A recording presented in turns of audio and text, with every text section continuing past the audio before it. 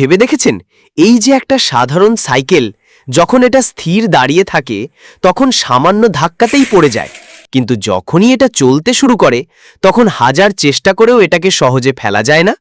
দুটো চাকার ওপর ভর করে এটা কিভাবে এতটা স্থির থাকে? এর পেছনের বিজ্ঞানটা কি? চলুন আজ আমরা এই রহস্যরই সমাধান করব। অনেকেই মনে করেন এর পেছনের কারণ হলো চাকার জাইরোস্কোপিক এফেক্ট। ঠিক যেমন একটা ঘূর্ণন্ত লাটিম সহজে পড়ে যেতে চায় না, তেমনি সাইকেলের ঘূর্ণন্ত চাকাগুলো একটা জাইরোস্কোপের মতো আচরণ করে এবং সাইকেলকে সোজা রাখতে সাহায্য করে। কথাটা শুনতে সত্যি মনে হলেও এটা কিন্তু গল্পের কেবল একটা ছোট্ট অংশ। বিজ্ঞানীরা পরীক্ষা করে দেখেছেন সাইকেলের ভারসাম্যের জন্য জাইরোস্কোপিক এফেক্টের ভূমিকা খুবই সামান্য।